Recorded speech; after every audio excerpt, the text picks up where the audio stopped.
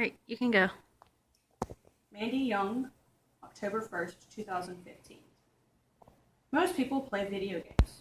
I'm here to talk about everyone's favorite game, Minecraft.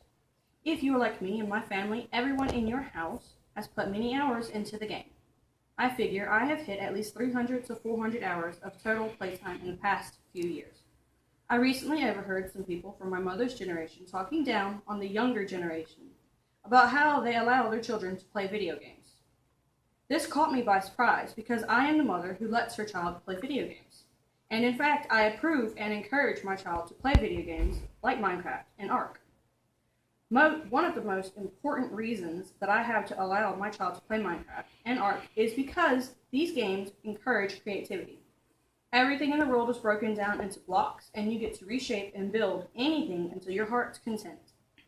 I have watched my 7-year-old chop down a forest in Ark and build up a 3-story house with a side barn for his dinosaurs, but he didn't stop there. He went out and hunted blueberries, made dyes, and painted his whole house blue.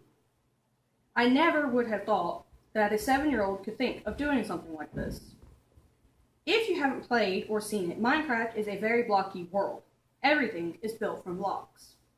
The ground is made up of blocks, trees are blocks, and even your character avatar is very blocky. You get progress in the game by scavenging or mining blocks of various materials such as stone, wood, and lava.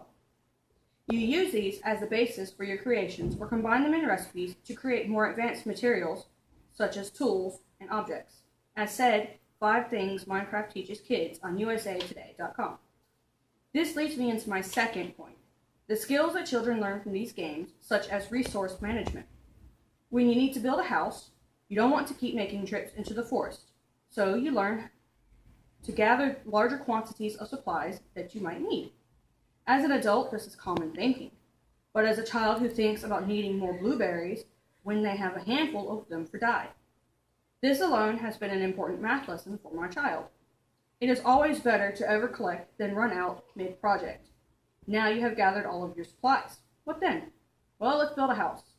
As I watched my child, I was rather taken aback by his ability to just know how to square up the base of a house, and how he was able to add in a second floor. He built it so that the stairs were built into the side of the wall, just enough space to walk up the next floor. When he finished, he was so happy with his accomplishments, with no one's help, that he wanted to show it off to everyone. Being a parent, I worry about my child talking to people on the internet. But there are Minecraft servers that are for children only, and are heavily monitored to keep out people who don't belong. In one case study titled Minecraft as a Mode of Addressing Social Skills in Youth, it states, behavioral difficulties are a common reason children are seen at outpatient mental health clinics. Often, regardless of the diagnosis, social skills training is recommended to parents. Although some manualized social skills handbooks are available, research on efficacy and targeted symptoms is scarce. The Bay Area Children's Association performed a study where they set up a 10-session group of school-aged children to help them improve their core social skills. At the end of the study, the researchers noticed that the children had not only improved their social skills, but that the children's behavior had significantly improved, as well as a high level of satisfaction from parents. My son spends time on one server where he has made several friends. He calls them by their in-game name, and they have only talked to each other through a microphone. But they meet up at set times and do stuff together, despite never having met each other. As stated in the article Minecraft Blowing Up the Classroom on scpr.org, the beauty about the game is that they encourage failure. They are predicated on kids trying things and failing, and trying something else and trying again. That's a skill that we need to impart on our kids. This fearlessness and just doing stuff. I say this is very important because I have seen my child and his friends get eaten by a T-Rex on Ark and have had zombie pigmen slaughter them on Minecraft. And rather than get upset about their loss, the whole group comes together and talks about how to fix the problem. Minecraft is the universal solution to gaming, as everyone can play it, from children, adults, and even disabled or physically handicapped people. 5 things Minecraft teaches kids on usatoday.com stated that Minecraft also features a peaceful mode.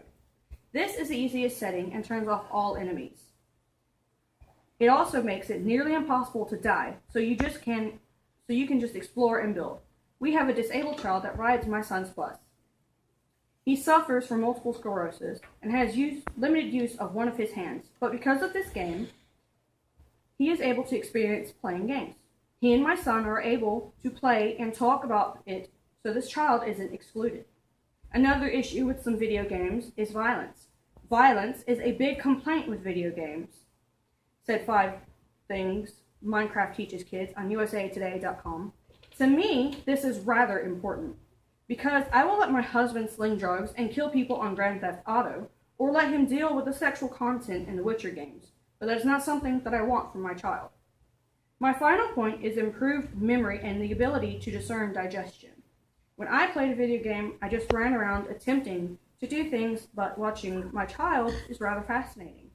For example, he ran out of this one type of resource to build a hatchet, and instead of blindly running around looking for it, he charged right up the side of a mountain and followed a path for a few minutes, emerging exactly where he wanted to in a side mine so he could gather this ore. More impressively, though, was night had overtaken him while he was mining, and he just knew which direction he had to go to get back home. Following this winding trail back through dense woods and caves, he found his way back home with the ore, and by morning he had his iron axe and was ready to clear the forest. In conclusion, while most people scoff at video games having any type of helpful influence or valuable skill, I personally disagree with them. Games can teach kids social and real-life skills. I have seen how Ark and Minecraft have shaped my son. I watched his skills grow as he learned to design and build structures that are squared off. He made friends with many different people from around the world and kept in contact only through a microphone. He is able to look past everyone's differences because they love gaming. I hope as time moves on, these lessons he learned at such a young age will help him as an adult.